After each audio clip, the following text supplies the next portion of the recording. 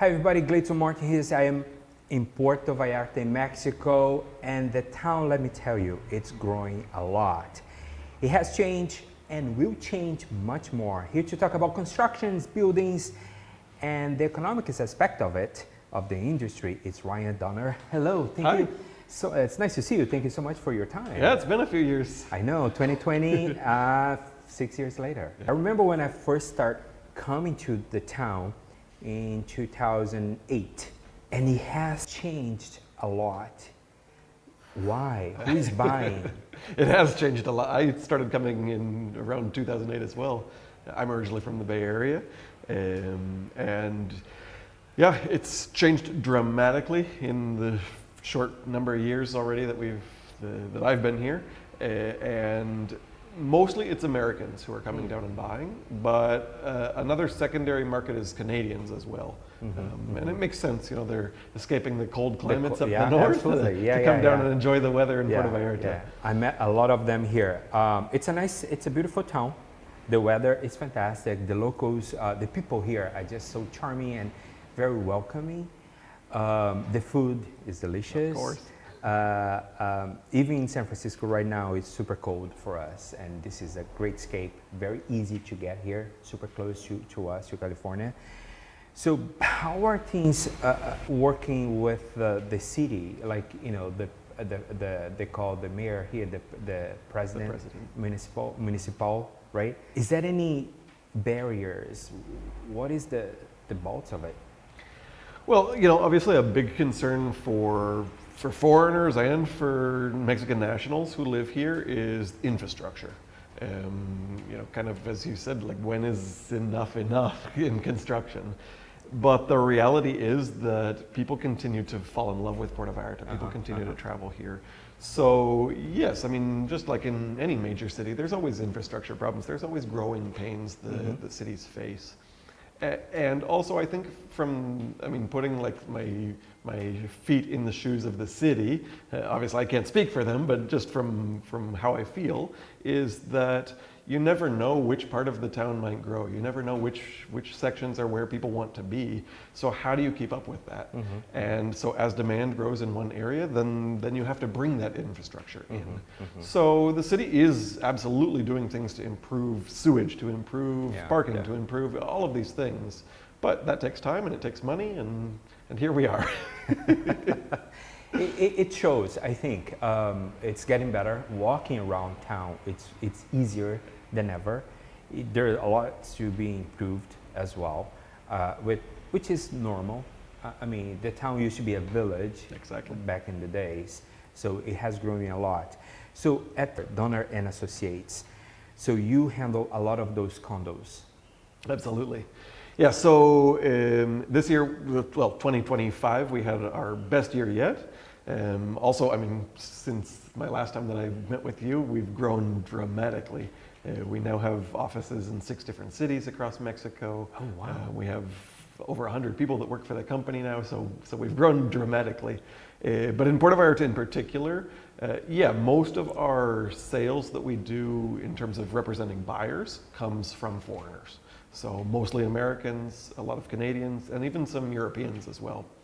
But then of the majority of the listings that we have, those actually come from Mexican nationals who are Mexicans who are seeing the boom in real estate here and wanting to cash out on that. And so they're cashing out and then buying somewhere else mostly. Oh, wow. Talk to me about buying. Let's say I'm from San Francisco, I want to buy something here. How does the legality of the acquiring something here works? The nice thing about Puerto Vallarta in particular versus other cities that we operate in is that because this market is primarily dominated by foreigners, foreign investors, people who want to retire down here, is that we have kind of made this market function a lot like, very similar to what you would experience buying a property in San Francisco or anywhere in California. So we have our contingency period to review all of the legal documents of the property, to do property inspections. If it's within a condo regime, then all of the condo financial statements and things like that.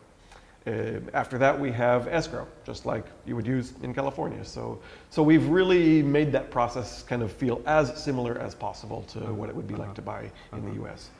The one major difference here is, to your point, of legality. So how do you actually own property? In Mexico, within the restricted zone, which is 50 kilometers, roughly 30 miles from the coast, then foreigners can't actually own the property directly outright. So how do we get around that? How do we guarantee that your investment, the property that you're buying, is safe? It's through a trust. So it's called a fideicomiso, and it's a lot like a living trust in the US. So if you have property there that you want to protect, you want to make sure that you're going to pass it on to your kids or whoever, then you might put it into a trust, and the same thing applies here. You are the beneficiary of the trust as the owner of the property. You can name your substitute beneficiaries, so if you pass away, you can pass it to your kids, your friends, family, a charity if you want to, your favorite real estate agent.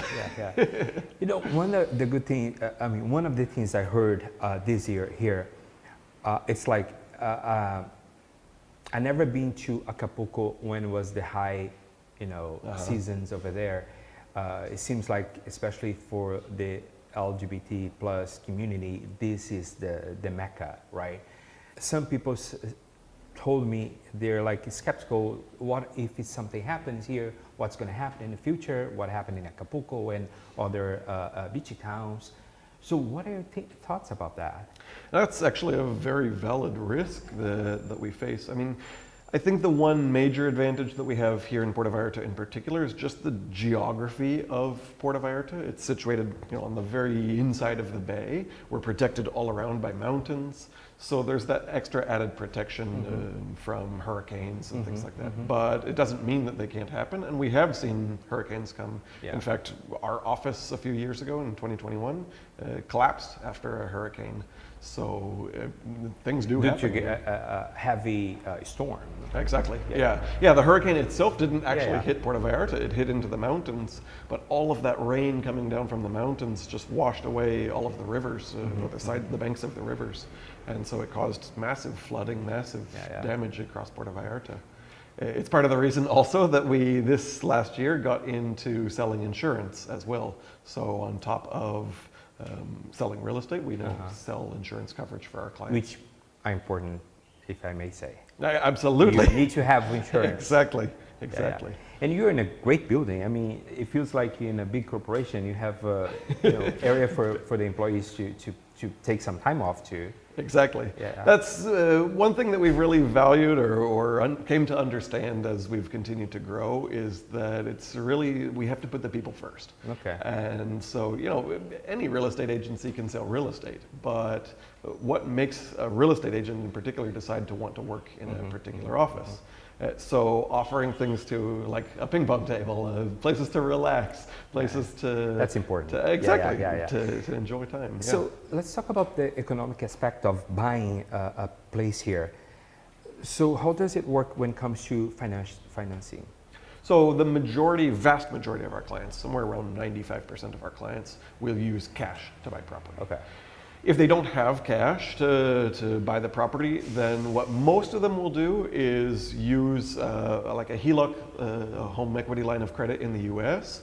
So pull the cash out of a property there and then use that cash to buy something here. Or maybe get a second mortgage on their property, something like that. Because interest rates here in Mexico are about double that of the US.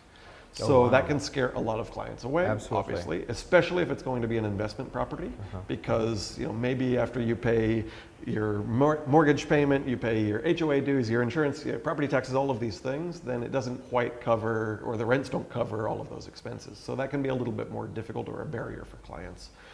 A lot of other clients who maybe don't have the cash at this exact moment to be able to close on a property will buy pre-construction. Because their most payments start with minimum 30% down, and then the rest payments over 2 years or however long the construction lasts with a final payment. Which helps in some cases. Yeah, exactly. And when it comes to US dollars and Mexican money, it's still very, it's still worth it.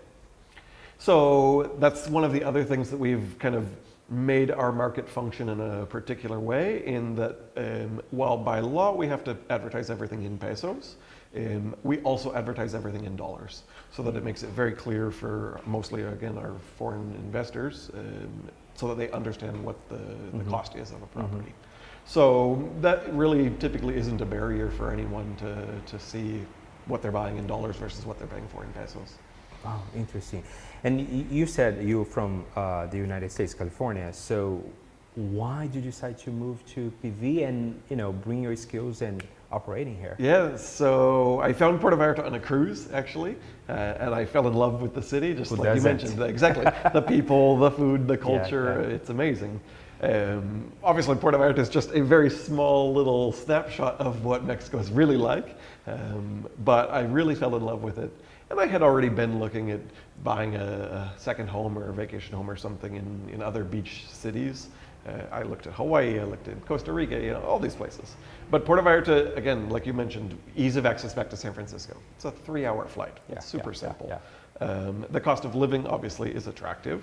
And then all the other things that I just mentioned. So it really was like, you know what? Yeah, let's do this. So I moved down here in 2012. I didn't get into real estate actually until 2015, and I started working for an agency, and now here we are today. Operating in home Mexico. Exactly. So what are the other cities you operate here? We have coverage in the north side of the bay, so in Riviera Nayarit. We have coverage in Monterrey, it's to the very north of the country, in Guadalajara, Mexico City, Playa del Carmen, a very small town in Colima, in the state of Colima, called Cuyatlan, and San Miguel de Allende. So wow, some major markets. That's impressive. Well, just to close this interview, does a buyer need to, obviously he needs to understand the legal aspects of a contract, but the contract is made in Spanish. Correct. Right. All of the contracts, the legal documents are in Spanish, but all of the offers to purchase, all of the addendum documents, anything like that are translated into English for the clients. So they can see a side-by-side comparison of what they're actually signing. The only thing that isn't translated into English is the actual deed itself. So what happens is when you go to close, there will be a translator there, either from the notary or a closing coordinator, a lawyer, who will help translate what it is they're signing, so they understand. Sorry, I said it was the last question, but just something come to my mind here. In Brazil, where I'm from, when you buy, let's say a condo, they just started building, it's cheaper. Is it the same thing here? Exactly. Okay. So typically the reason that also a lot of people will buy pre-construction is not just because of the payment structure that I mentioned earlier, but also because it is cheaper typically. So you can sometimes see 20-30% return on investment after 2 years of waiting for the condo to be built. Obviously, there is risk involved. That you have to make sure that the developer is going to complete the project, that he has the funds to do the project, all of those types of things. But with that risk comes reward. But from 1 to 10, what are the risks? That the developer doesn't finish on time. That's probably the major risk. Or that the unit or the building itself doesn't look exactly as the renderings. Do you see that often?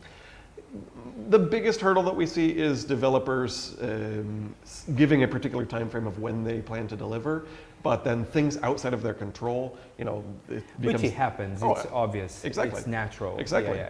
But, sometimes people get anxious to get into their condo. Understandable too. Exactly.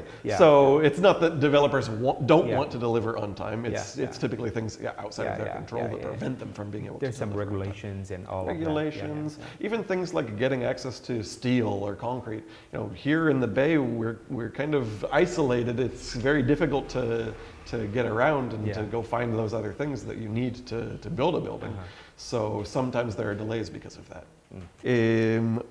Just to kind of give you a recap of the market, we saw a 24% increase in sales volume in 2025 compared to 2024. So we don't see any downward trend in our market here. We continue to see, specifically again, foreigners that want to invest in Mexico and that really, like you and I, that have fallen in love with Puerto Vallarta and want to make this little piece of paradise theirs as well.